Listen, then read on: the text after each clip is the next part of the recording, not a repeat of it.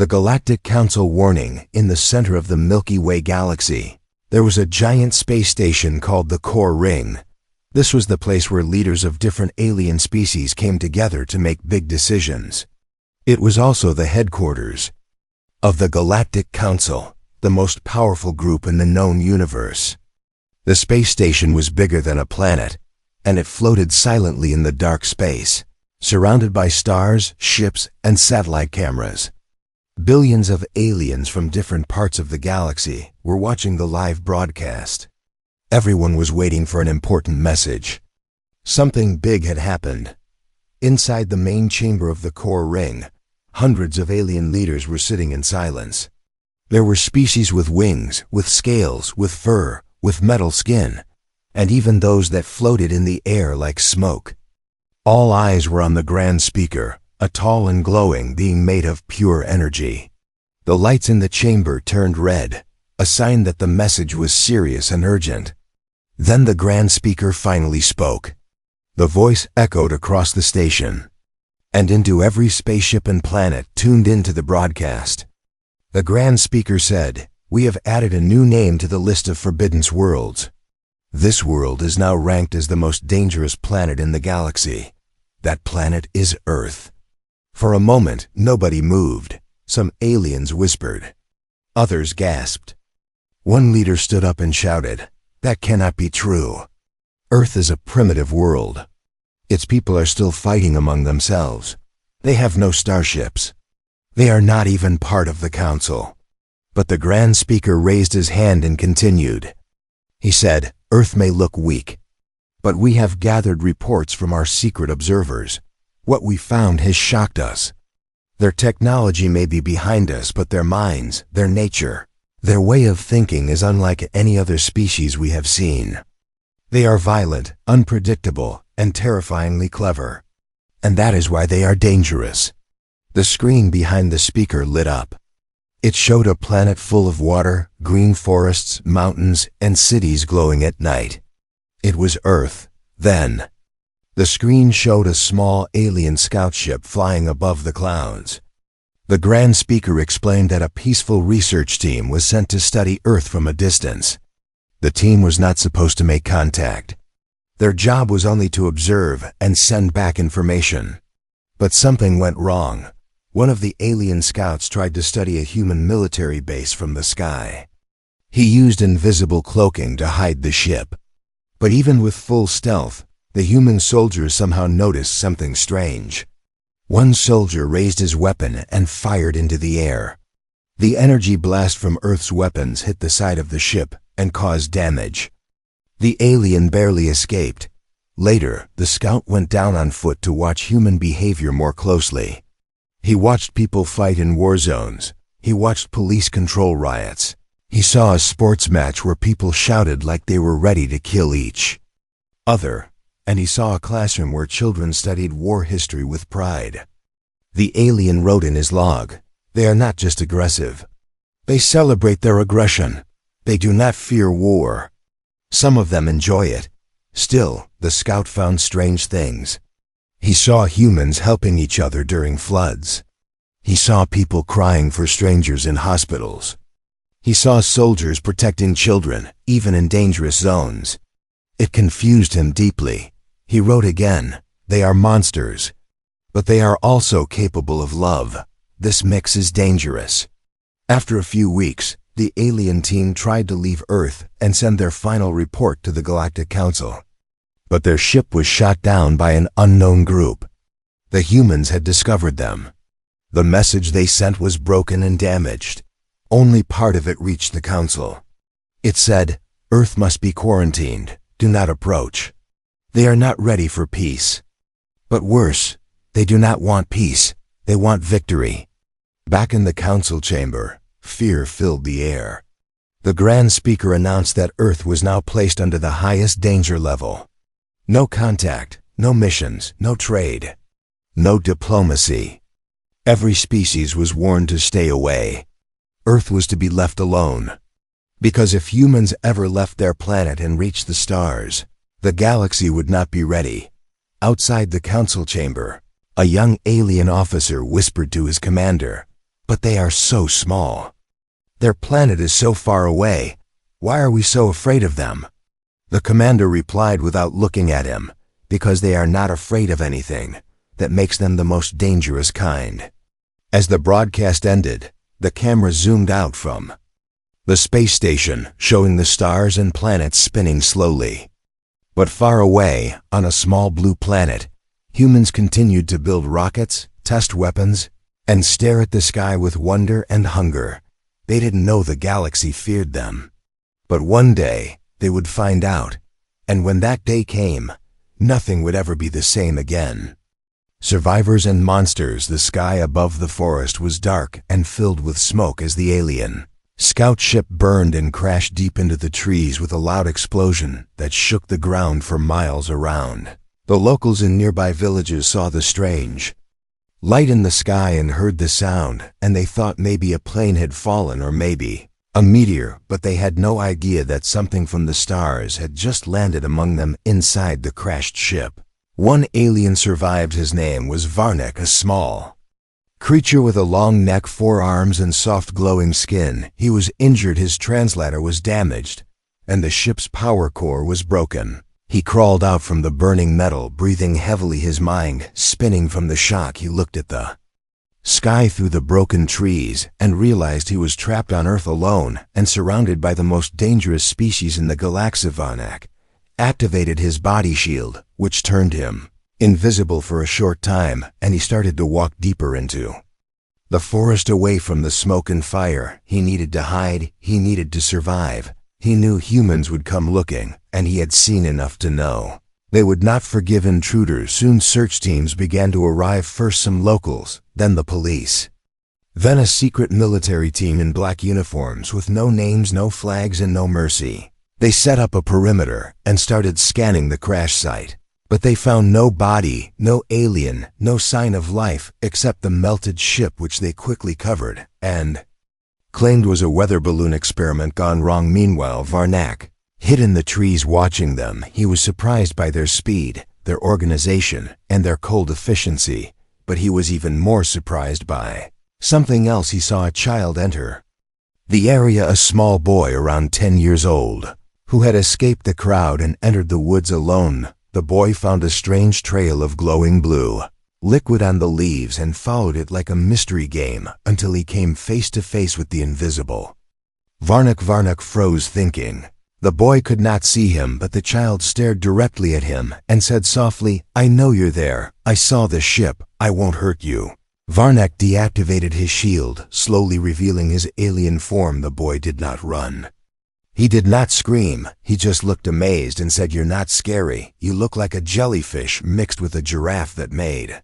Varnak tilted his head in confusion, because this was not fear. This was curiosity. The boy offered Varnak food from his backpack, a sandwich and a bottle of water. Varnak accepted it, unsure how to react. He had read that humans were dangerous, but this one was kind and fearless. They sat together for a moment in silence. The alien injured the boy, excited. Then the silence broke.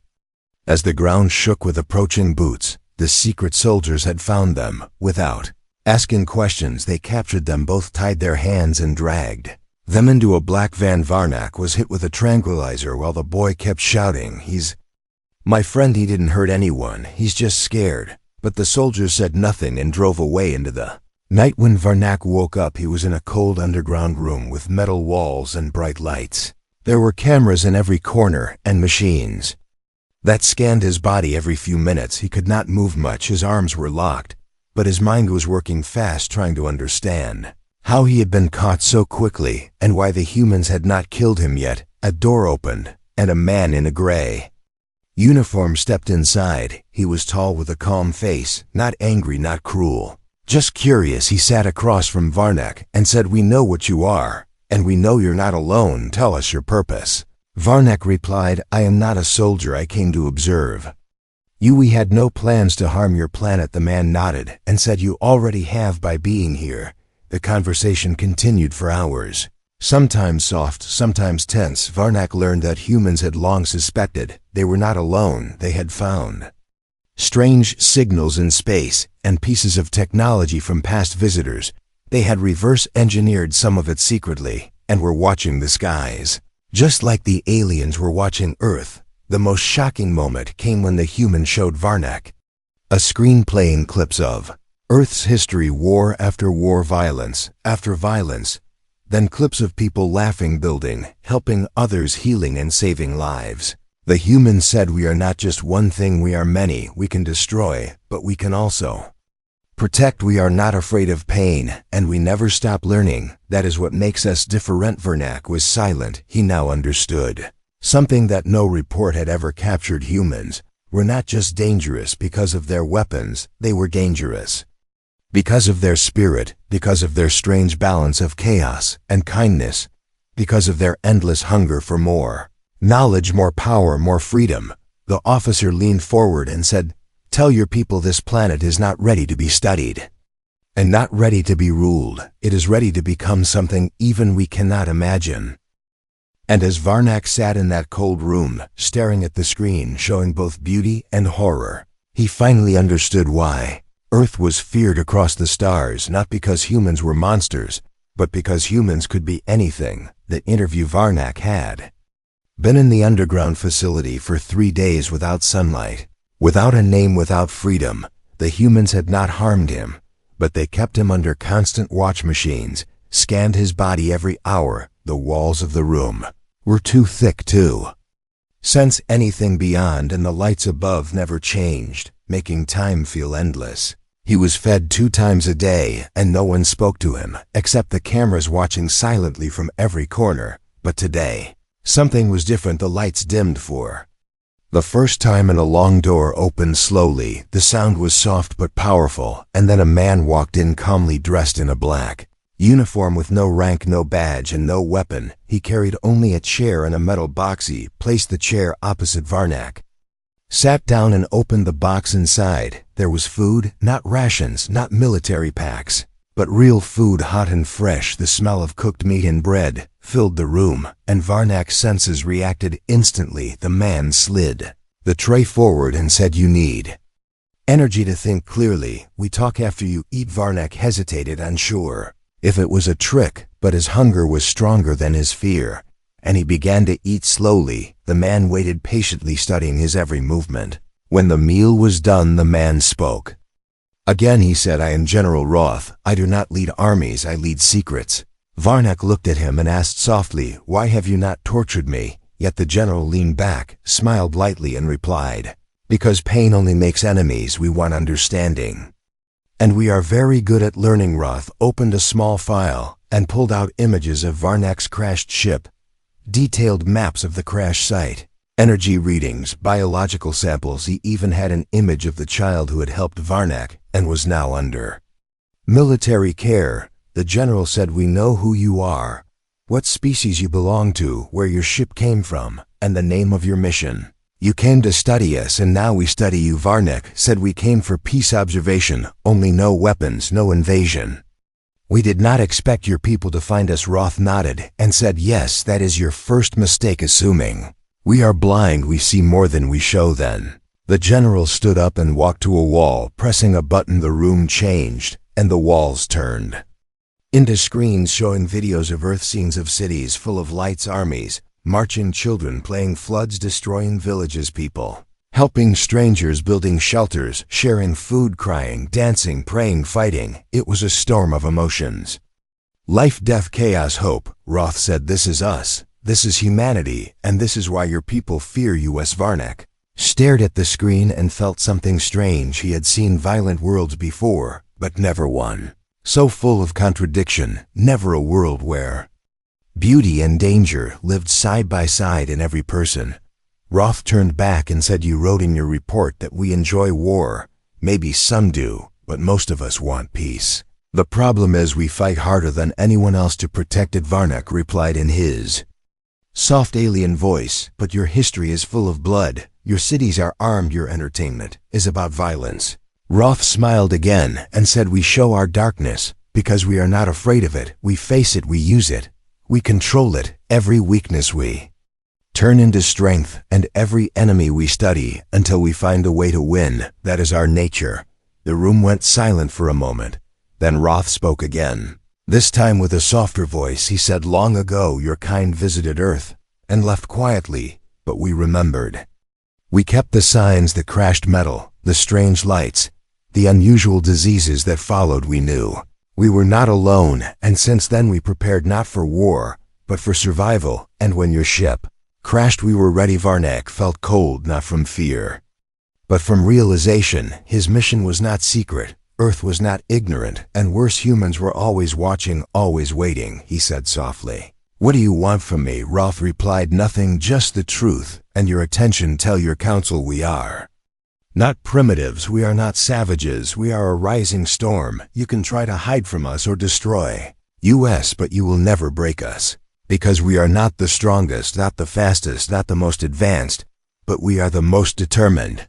Then Roth picked up the file and walked toward the door. He paused and turned his head slightly to say, "One more thing, we read your transmissions before they reached your people. Your ship's memory is not safe with you anymore. We have it, and we know more about you than you know about us." The door closed behind him, leaving Varnak alone once more, but this time the silence felt heavier because he now understood that Earth was not just a wild planet, it was a mind, a will, a living force, and humans were not just survivors, they were something else, something dangerous, because they refused to be anything less than free. Why? Humans are fair. Varnak stood still inside the observation room, where the lights never blinked and the cameras never slept. Time felt like a circle repeating itself, but today something new happened. A door opened, not the one from before, a different one, wider, colder. The air that came through it smelled of metal and electricity. Two humans in white coats stepped in. They did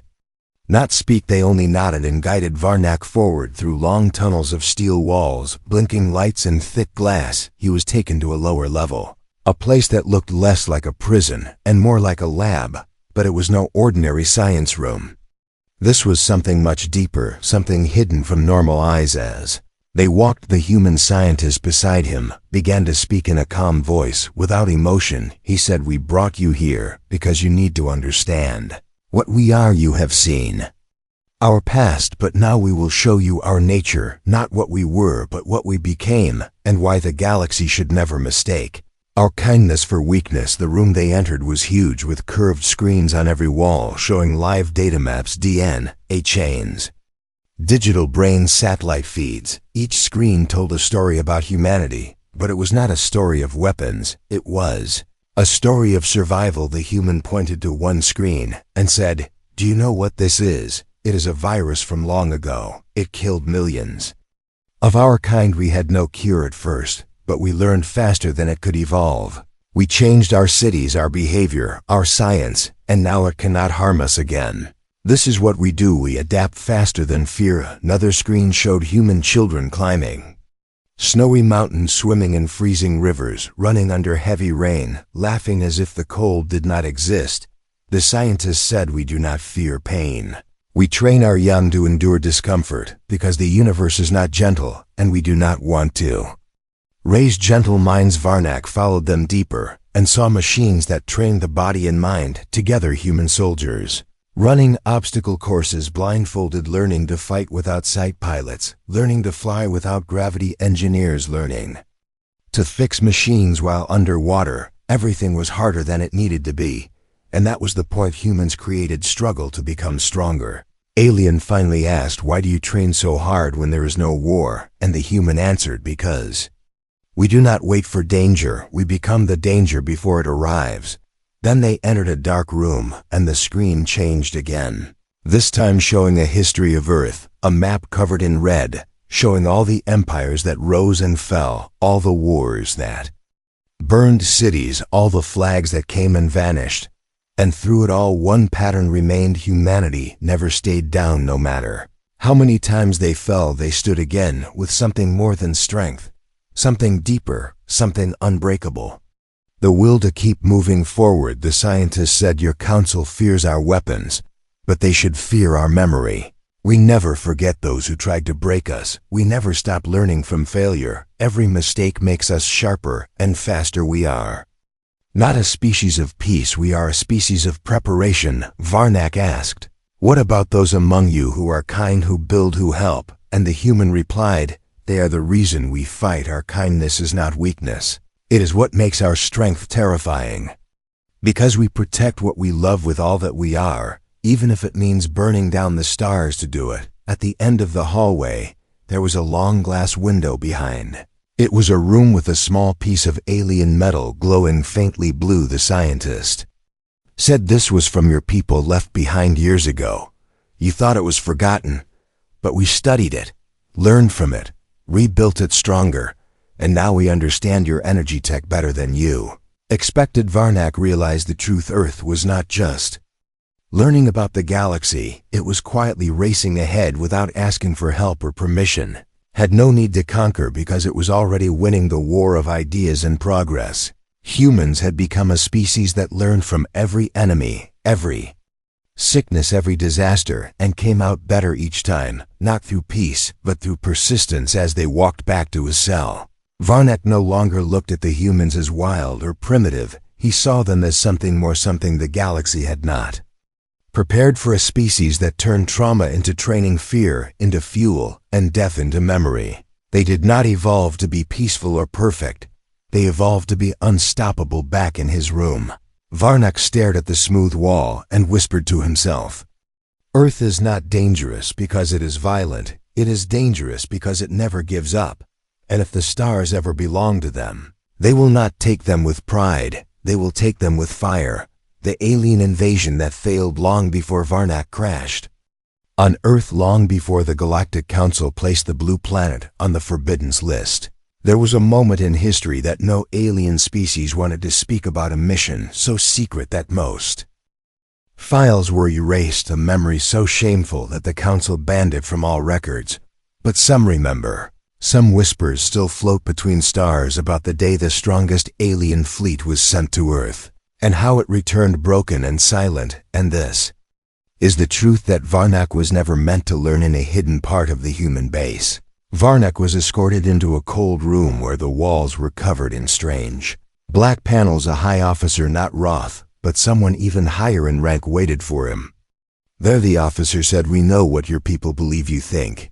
We are new to space, new to war, but we remember everything, especially the war your kind started before you erased it from your history." Then the room changed. The walls turned into holograms showing a scene from 30 years ago, a fleet of alien ships entering Earth's orbit, dark shadows against the cloud, ships 10 times larger than anything Earth had then powered by energy the humans had never seen before. No warning, no talks, just arrival and a single message from the alien commander: surrender and accept protection or be neutralized. But Earth did not surrender, not because it was ready, but because it refused to kneel. The hologram showed humans scrambling in panic, cities in blackout, missiles rising into the sky, fighter jets charging into hopeless battle. It looked like a defeat in slow motion, but what came next was something no prediction model could explain. The aliens expected humans to fight like soldiers, in lines, clean, organized, predictable. Instead, they were met with chaos, not chaos of fear,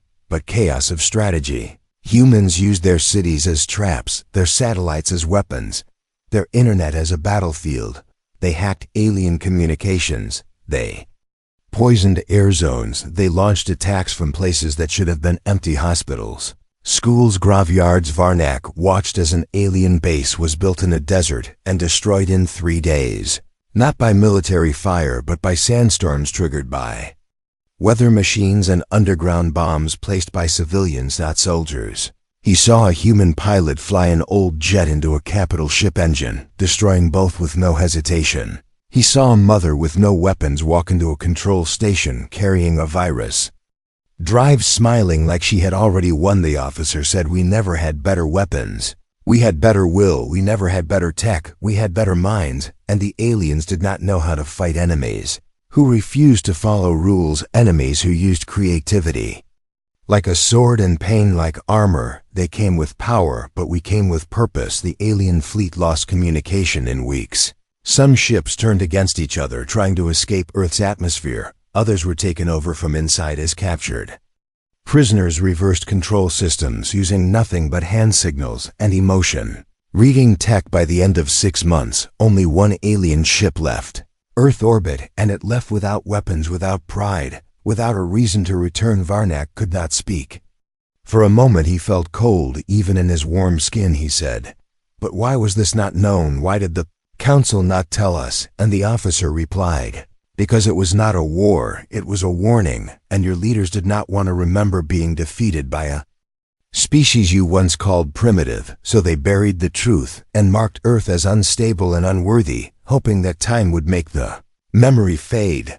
But we never forgot, the officer added. We kept every broken ship, every helmet, every piece of metal, and every story passed down from those who fought with nothing but belief. We learned from that day, and we changed, not into warriors, but into watchers, because we knew one day someone would come again, and we would need to be ready not to fight, but to remind them what happens when you threaten what we love. Varnak looked at the holograms slowly fading around him, each image more painful than the last, and in his mind the word danger changed shape. It was no longer about weapons or numbers or ships, it was about choice. Humans chose to resist, chose to die, chose to fight when no hope was left. And that choice was more powerful than any laser or shield. Now understood why Earth was feared, not because of the war they fought, but because of the war they were always willing to fight again, not for power, not for planets, but for the right to be free on their own terms. Somewhere deep in space, in a dark hall of the council, a forbidden folder remained locked and sealed, titled Earth Incident. Not a report, not a warning, but a silent agreement between those who survived that Earth must be left alone, or be prepared to lose more than ships, to lose pride, to lose control, and maybe to lose the future itself. Human mind, alien fear. Varnak no longer felt like a prisoner. He was still locked within human walls, still surrounded by security, still watched every hour by silent machines.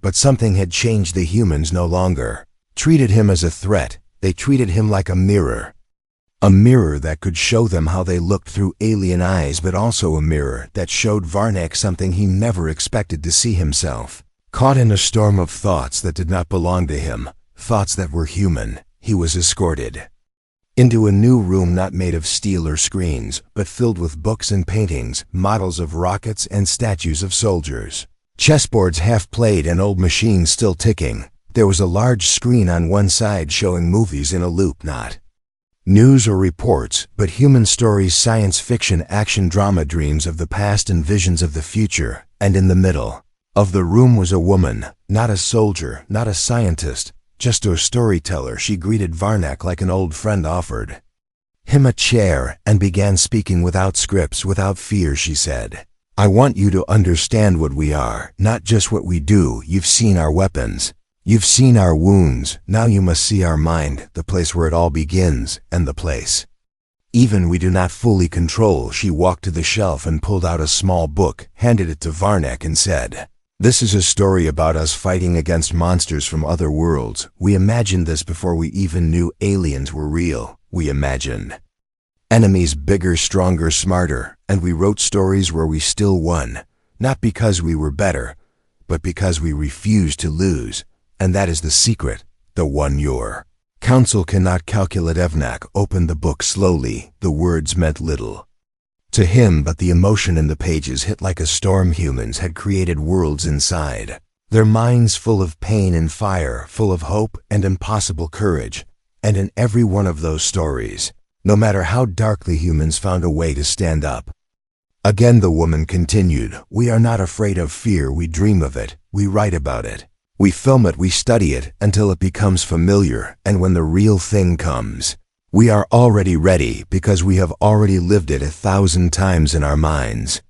And this is why your kind does not understand us, because we are not just what we are also what we imagine. She showed him scenes from old films, humans fighting impossible odds, building ships from scrap, using nothing but willpower and teamwork, facing God's machines, planets collapsing. And every time the humans found a way, not always clean, not always proud, but always forward and always human. Varnak sat in silence, watching the screen as a scene played of a lone astronaut floating in darkness, whispering, I am not alone, I have Earth behind me. And Varnak felt something he had never felt from any other species, a quiet, Storm not of anger or strength, but of belief that burned hotter than fire and colder than fear. The woman said, we do not always win, but we always fight. We do not always know how, but we always try. And even when we break, we do not vanish. We rebuild, we adapt, and we remember, because our true weapon is not our body. It is our mind, a mind that never stops imagining what could be even in the worst darkness. She looked at Varnak closely and said, tell your people that we do not dream of peace. We dream of challenge, of survival, of something worth protecting. And if we ever come to the stars, it will not be as conquerors, but as creators, as dreamers. And if anyone tries to stop us, they will not be fighting machines. They will be fighting the stories that built us, and those are stronger than steel. Varnak slowly closed the book, placed it back on the shelf, and said, in a quiet voice, I understand now. Your strength is not what we see, but what you see, what you believe, even when it has not happened. Your stories are your armor, your pain is your fuel, and your dreams are your fire. And maybe that is why the galaxy fears you, not because of what you do, but because you already imagined victory before the battle began. And somewhere in the sky, far beyond the walls of the human base, a new fleet was coming. Engines, hot lights, glowing orders sealed the Galactic. Council had sent reinforcements to Earth, ignoring warnings and breaking silence. The humans did not know it yet, but the stars were once again watching, and this time the war would not be in secret. But deep in his heart, Varnak already knew how it would end, because now he too had seen what lived inside the human mind. Not just knowledge or courage or violence, but something older, something that refused to kneel even before the universe itself. Earth's true weapon. The sky above Earth was quiet. Stars blinking like ancient eyes, the moon watching silently as it always did, but far beyond where the eye could see, a shadow moved across space. Not just one, but many ships, dark, silent, powerful, shaped like blades of light, engines glowing with energy older than most civilizations. A fleet from the Galactic Council, sent without warning, sent against advice, sent in fear and pride and silence to do what no one had done before, to bring Earth to its knees. Back on Earth, no alarm was raised. No panic, no sound of sirens, only the steady hum of machines. Satellites watching the sky, sensors waking up, and deep below the surface, inside a command room hidden from the world, General Roth stood calmly before a large table where screens showed movement above the atmosphere. He looked at his team and said, they're here, but there was no fear in his voice, no tension in the room, just quiet preparation. Roth turned to a screen and pressed a button. A signal was sent, not to weapons, not to missiles, but to people across the world, men and women in uniform and out of uniform. Scientists, teachers, farmers, doctors, students, all kinds of humans received the same message. Stand by and be ready. No orders, no explanations, just a call, a quiet whisper from one mind to another, and they all understood what it meant. Alien fleet reached Earth's orbit and paused their ships, scanned the planet again and again, expecting military movement, power surges, launch signals, but nothing happened. Earth stayed still like a sleeping beast with one eye open, waiting, not afraid, not angry, just watching. And when no message came from Earth, the alien commander opened a channel to the Council and asked, what do we do now? And the Council replied, you must force them to listen. Show them we are above them. So the order was given, and one ship began to descend, glowing brighter, cutting through the clouds like a falling sun. Its weapons, armed shields raised, it hovered above a human city full of lights and life, expecting surrender, but instead the sky lit up with something unexpected. Not fire, not missiles, but hundreds of drones surrounding the ship, each one small but fast, flying in strange patterns and then disappearing and reappearing again, confusing the sensors, scrambling the data, making the ship blind without touching it. And on the ground, a group of humans stood looking up, not soldiers, but civilians, a mechanic, an old woman, a child holding a handmade flag, a scientist in a wheelchair, and a man holding a radio. They did not run, they did not scream. They just stood in silence, watching with eyes full of something the aliens did not recognize, not fear, not Respect but understanding. Vak watched all of this from a command room deep underground, where he was no longer a prisoner, but a guest, a witness to what was coming. And when he saw the human faces on screen, he finally understood Earth's true weapon was not hidden in bases or bunkers. It was not built from metal or fire. It was not in the missiles or tanks or lasers. It was in the people, in the mind, in the will, in the silence of those who had already made a choice to never kneel, to never surrender, to never stop being human. Then the alien sent a message to Earth. It was short: "We are here to negotiate surrender. Show us your leaders." And Earth replied not with words, but with a signal that played across every screen in the alien fleet. A message in every language, and yet understood in one voice: "We do not surrender because we are already ready for what comes next." Suddenly, across the skies, rockets launched not toward the fleet but toward space, not weapons of war but beacon satellites. Drones, they moved like pieces on a giant board, every move calculated, every step part of a plan that had been ready for years. And the alien ships began to lose control of their navigation systems. One by one, they found themselves locked out, not by hacking, not by violence, but by being predicted. Earth had already seen this move long before it was Matter. Varnak stepped forward in the control room, looked at the general and said, "You knew they were coming?" And Roth replied, "Yes, because we understand fear, we understand pride, and we know what people like them always do." The alien fleet tried to retreat, but Earth had no interest in chasing, no interest in conquest, no interest in revenge. They simply sent one last message: leave now or face something worse than destruction. Face understanding, face the mind that imagined this day long before it came. And so the fleet left defeated, not in battle, but in spirit. And far across the galaxy, the Council went silent for the first time in 1,000 years. Because they now understood what Earth truly was: not a planet of beasts or fools, but a world of minds, a world of hearts, a world that dreamed not only of stars, but of freedom, and would protect that dream with everything it had. And as the stars returned to silence, and the sky above Earth became calm again, the people below went back to their lives, not as heroes, not as soldiers, just as humans, ready for anything unbreakable, because of who they were, not because of what they had. And Varnak wrote the final report to his people, a message not of warning, but of truth. Earth is the most dangerous planet in the galaxy, not because of its weapons or its wars, but because of its will, because it does not wait to be told what it is, because it dreams stronger than fear and fights longer than hate. And when darkness comes, it does not hide, it stands. And now I understand the secret they never told thee. Galaxy humans do not survive the impossible, they become it.